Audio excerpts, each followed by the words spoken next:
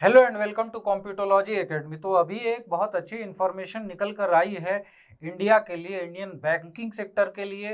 India में जो foreign policy है उसकी एक बहुत बड़ी अचीवमेंट है ये।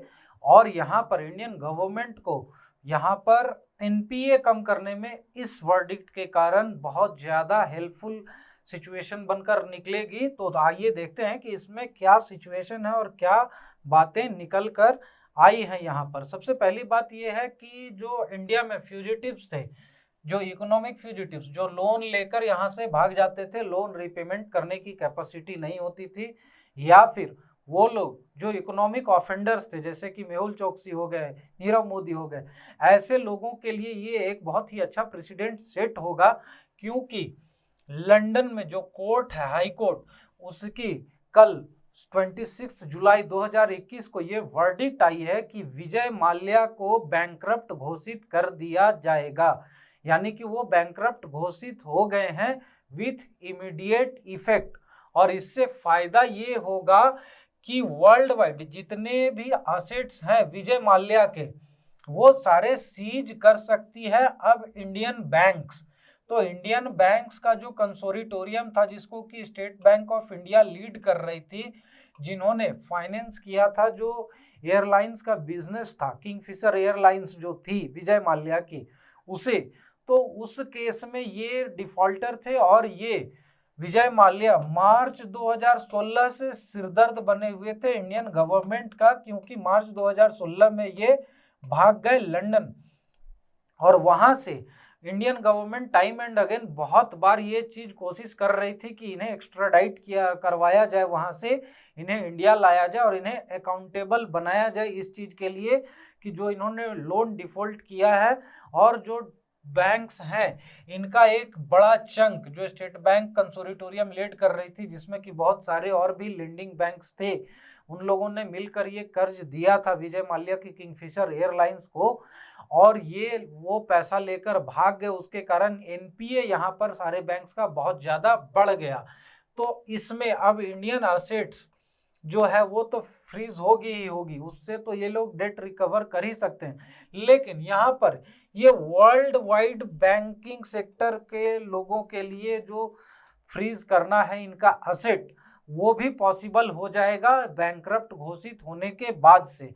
तो ये एक बहुत ही अच्छी चीज है। और यहाँ पर ये वर्डिक्ट आई है इंसॉल्वेंसी एंड कंपनीज कोर्ट, जो लंदन हाई कोर्ट की एक सेपरेट बेंच है जो कि इंडस्ट्रियल और जो इंसॉल्वेंसीज और कंपनीज एक्ट के ही मामलों को देखती है, उसके चीफ जस्टिस माइकल बर्गिस ने ये वर्डिक्ट दी है कि with immediate effect Vijay Mallya को बैंकरप्ट घोषित किया जाता है।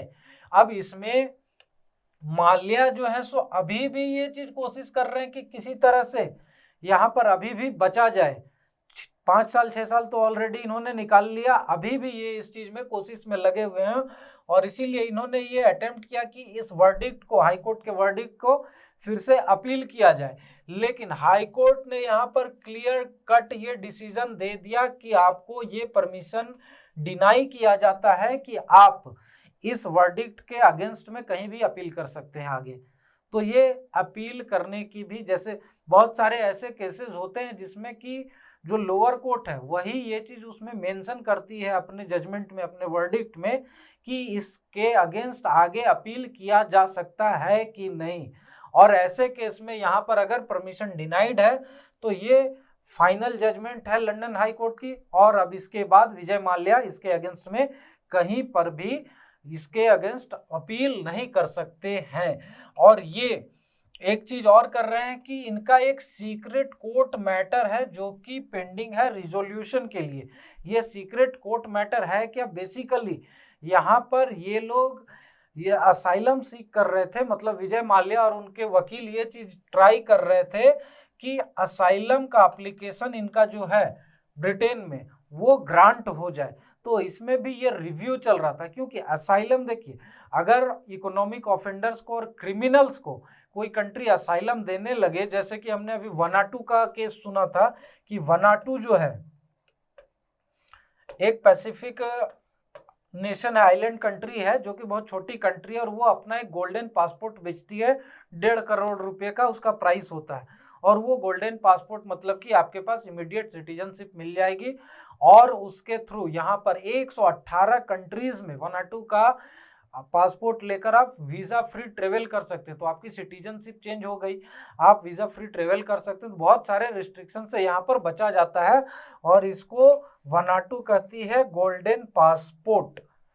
तो ये चीज यहाँ पर क्रिमिनल्स को, इकोनॉमिक ऑफेंडर्स को, वांटेड क्रिमिनल्स को, सबको ये जारी कर देते हैं। बस पैसा होना चाहिए आपके पास, क्योंकि ये एक बहुत ही छोटी आइलैंड कंट्री है और यहाँ पर इनकी इकोनॉमी जो है वो बहुत छोटी, और एक मेजर चंक ऑफ इनका इनकम जो इकोनॉमिक इनकम वो आता है इस गोल्डन पासपोर्ट के जो प्रोग्राम है इस कंट्री के, उसके थ्रू। तो इसमें यहाँ पर इनका तो कोई रिव्यू का सिस्टम नहीं, लेकिन ब्रिटेन ऐसा नहीं है कि बहुत छोटी कंट्री है या उसकी इकोनॉमी की कोई प्रॉब्लम है, बल्कि वो यूनाइटेड नेशंस में यूएन सिक्योरिटी काउंसिल का परमानेंट मेंबर है वीटो पावर के साथ। तो यहाँ पर उनकी जवाबदेही वर्ल्ड के लिए बहुत ज़्यादा बढ़ जाती है। और ऐसे केस में अगर ये लोग इकोनॉमिक ऑफेंडर्स को और क्रिमिनल्स को, वांटेड पीपल्स को अगर असाइलम देना चालू कर दें, उनको एक्स्ट्राडाइट नहीं करें, तो ऐसे केस में उनकी अपनी जो स्ट्रेचर है वर्ल्ड वाइड, अपना जो उनका एक वैल्यू सिस्टम है वो हैम्पर करेगा, और ये चीज़ वो लोग नहीं चाहते हैं।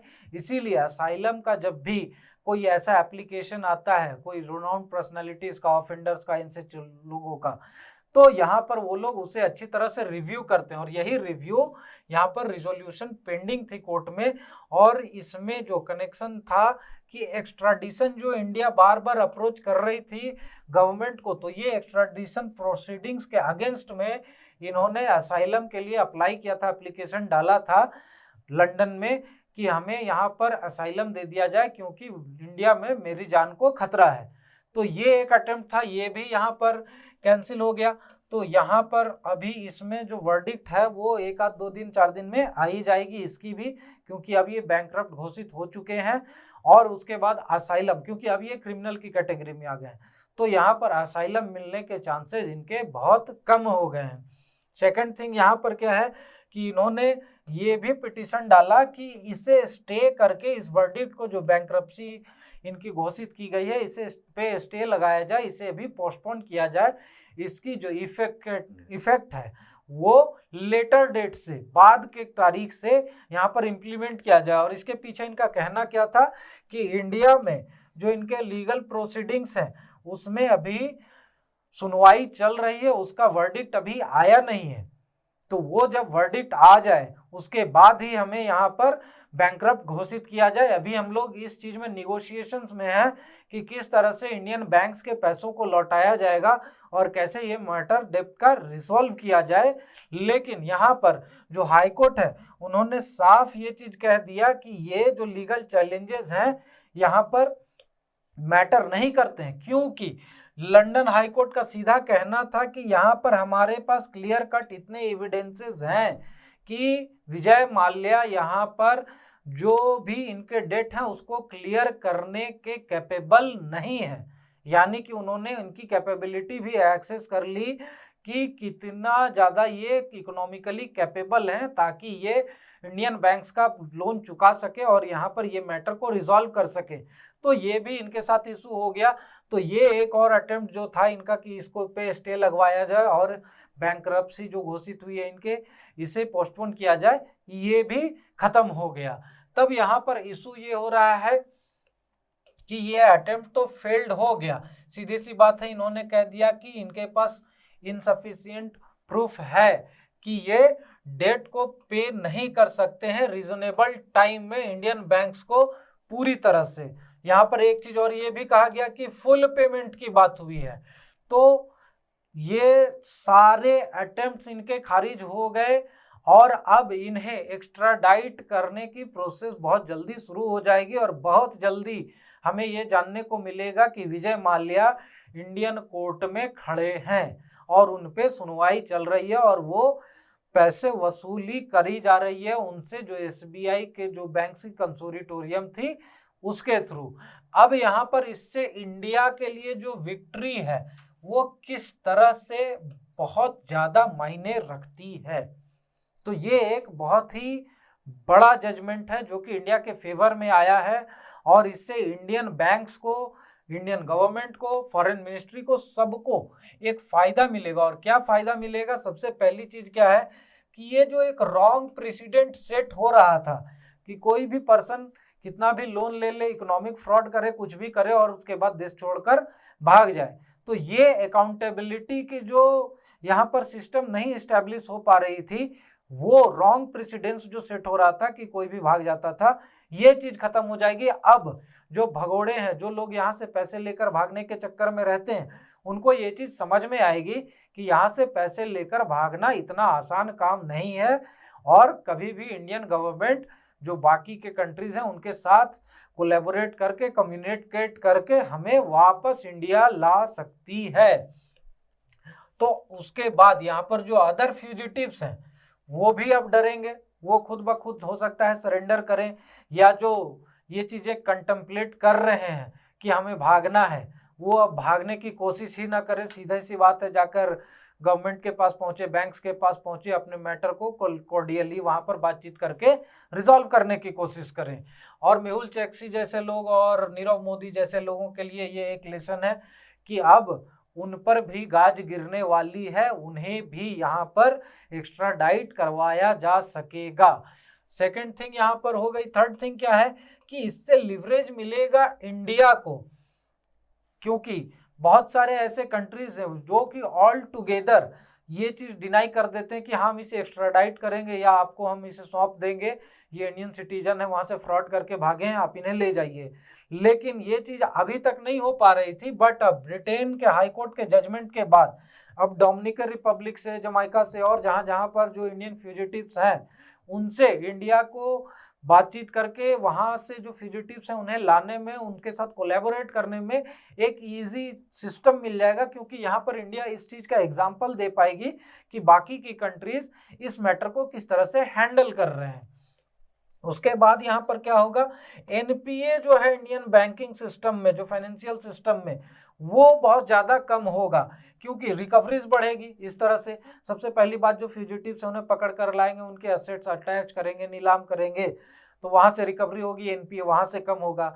जो कंटेम्पलेट कर रहे हैं ऑलरेडी, जिनके ऊपर एनपीए है, जो भागने की सोच रहे हैं, वो भागेंगे नहीं, वो यहाँ पर रिजोल्यूशन सिस्टम में पार्टिसिपेट करेंगे, वहाँ से भी ये एनपीए कम होगा। अभी का करंट जो सिचुएशन है वो 12 से 13% का इंडियन बैंकिंग सिस्टम में एनपीए है, जो कि लगभग आता है 4 लाख करोड़ के आसपास का।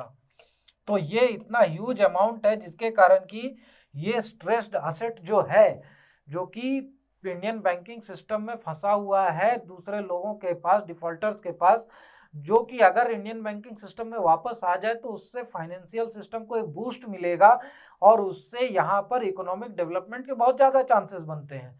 सेकंड थिंग यहाँ पर क्या है कि इससे इम्प्रूव हो जाएगा ओवरऑल हेल्थ जो बैंकिंग सिस्टम है उसका, क्योंकि ये देखिए एक बहुत ही रिपल्सिव मैटर है, क्योंकि यहाँ पर जैसे जैसे एनपीए बढ़ता है वैसे वैसे बैंकिंग सिस्टम का हेल्थ खराब होता चला जाता है, उनके स्ट्रेट असेट्स बढ़ते जाते हैं और उनकी जो लोन फॉरवर्ड करने की कैपेसिटी है, लोन देने की कैपेसिटी है लोगों को, वो धीरे धीरे कम होती चली जाती है और उसके रिटर्न में उनका खुद का इनकम कम होता चला जाता है, प्रॉफिटेबिलिटी कम होती चली जाती है। तो ओवरऑल हेल्थ जो होता है बैंकिंग सिस्टम का वो खराब होता चला जाता है। और ये चीज़ यहाँ पर जैसे ही डिफॉल्ट्स कम होंगे, जैसे ही जो एनपीएस हैं, जो स्ट्रेस्ड असेट्स हैं, उनकी रिकवरीज चालू होगी, तो ओवरऑल हेल्थ जो है बैंकिंग सिस्टम का और इंडियन इकोनॉमी का ओवरऑल सुधरता चला जाएगा।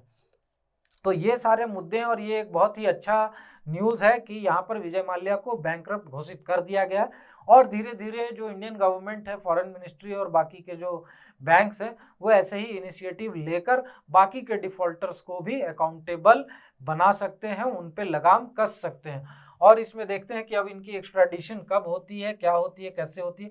हमारे सोशल मीडिया चैनल्स पर हमें फॉलो करें, हमारे चैनल को सब्सक्राइब कर लें और बेल आइकन भी दबा दें ताकि जब भी हम नई वीडियोस डालें उसकी इन्फॉर्मेशन आप तक पहुंचती रहे। Thank you very much and have a nice day.